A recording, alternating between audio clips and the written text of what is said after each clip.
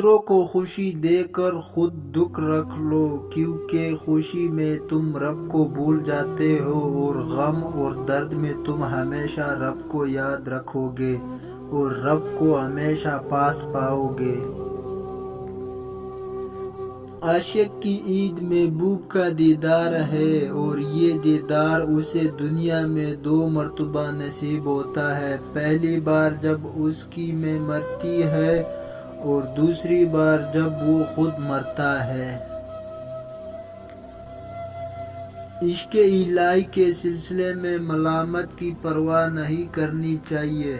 عشق وہی کام کرتا ہے جو آگ کی بھٹی کرتی ہے، فنا کے بعد ہی بقا حاصل ہوتی ہے۔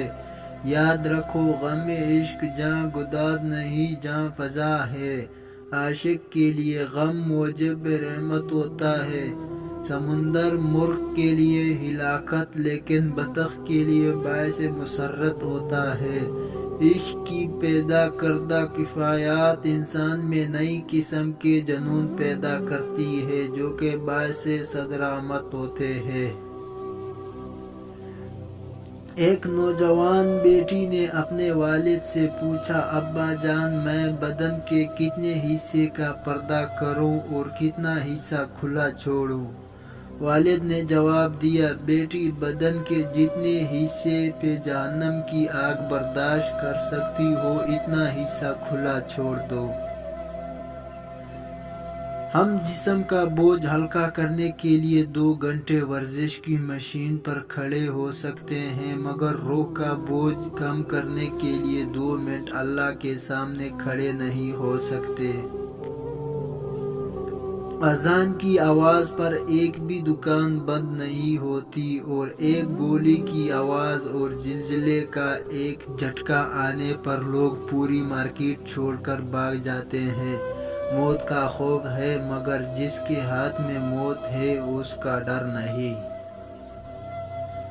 اگر مسجد میں بچے شرارت کرے تو اسے درگزر کرے، کیونکہ یہ بچے ٹی وی انٹرنیٹ چھوڑ کر مسجد آتے ہیں، کل یہی ہمارے بعد دین کو زندہ رکھیں گے۔ دنیا والے زیادتی کرے تو مسکراتے ہوئے معاف کر دیا کرو۔ یوسف کو تو بھائیوں نے کنویں میں پھینک دیا تھا، اللہ تعالیٰ نے انہیں بادشاہ بنا دیا۔ بے شک ہر مشکل کے بعد آسانی ہے۔ حضرت بلال حبشی تھے، سید نہیں تھے، کالے تھے سفید نہیں تھے، غریب تھے امیر نہیں تھے، غلام تھے آزاد نہیں تھے، ان پڑھ تھے عالم نہیں تھے، لیکن ان کے تقویٰ کا یہ عالم تھا کہ آپ مکہ کی سرزمین پر چلتے اور قدموں کی آہٹ جنت میں سنائی دیتی۔ رسول اللہ صلی اللہ علیہ وسلم نے فرمایا، اللہ تعالیٰ فرماتا ہے جو لوگ میری عظمت و جلال کی وجہ سے آپس میں محبت رکھتے ہیں، قیامت کے دن ان کے لیے ایسے نور کے ممبر ہوگے جن پر انبیاء اور شہداء بھی رشک کریں گے۔ رسول اللہ صلی اللہ علیہ وسلم نے فرمایا، قسم ہے اس ذات کی جس نے مجھ کو سچا دین دے کر بھیجا ہے، اللہ تعالیٰ قیامت کے دن اس شخص کو عذاب نہ دے گا جس نے یتیم پر رحم کیا اور اس سے نرمی کے ساتھ بات کی اور اس کی یتیمی اور بے چارگی پر ترس کھایا۔ رسول اللہ صلی اللہ علیہ وسلم نے فرمایا، مسلمان کے مسلمان پر 5 حق ہے: سلام کا جواب دینا، مریض کا مزاج معلوم کرنا، جنازے کے ساتھ چلنا، دعوت قبول کرنا اور چھینک پر اس کے الحمدللہ کے جواب میں یرحمک اللہ کہنا۔ رسول اللہ صلی اللہ علیہ وسلم نے فرمایا، ہر دن جس میں سورج طلوع ہوتا ہے انسان کے ہر جوڑ پر صدقہ واجب ہے، لوگوں کے درمیان انصاف کرے یہ بھی صدقہ ہے۔ ایمان جب انسان کے اندر اپنی جڑیں مضبوط کر لیتا ہے تو گناہ مشکل اور نیکی آسان ہو جاتی ہے۔ دل نرم اور آنکھیں نم رہتی ہے۔ اے میرے رب، ہمیں ان ہدایت یافتہ لوگوں میں شامل فرما جو صراط مستقیم پر ہے، جو توبہ کرتے ہیں اور تیرا شکر ادا کرتے ہیں۔ آمین ثم آمین۔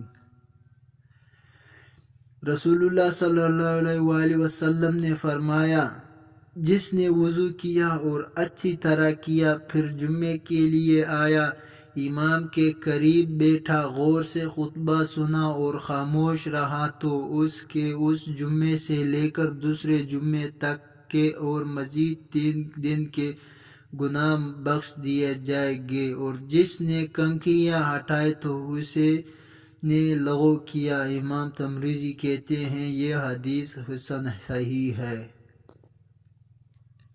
رسول اللہ صلی اللہ علیہ وسلم نے فرمایا، اگر جنت کی کوئی عورت زمین والوں کی طرف جھانک لے تو زمین و آسمان کے درمیان تمام چیزوں کو روشن کر دے اور اس کو خوشبو سے بھر دے، اور اس کے سر کی اولنی دنیا اور تمام چیزوں سے بہتر ہے۔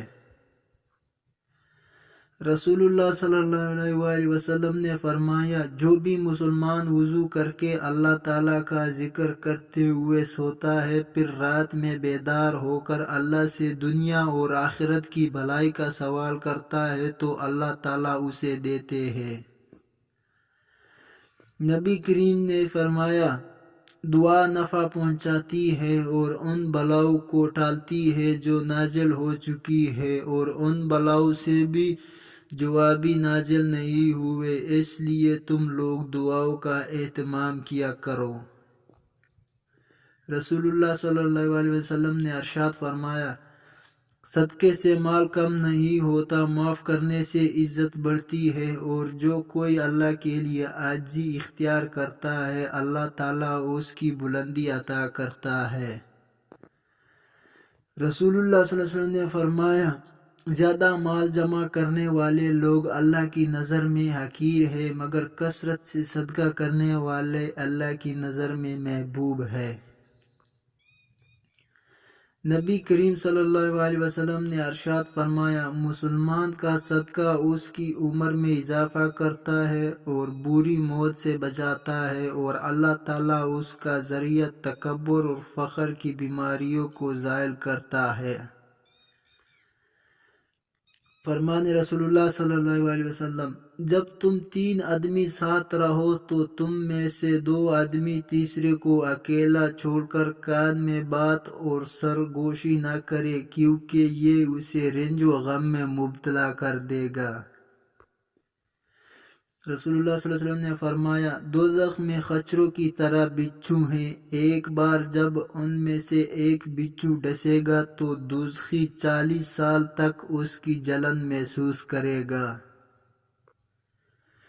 رسول اللہ صلی اللہ علیہ وسلم نے فرمایا،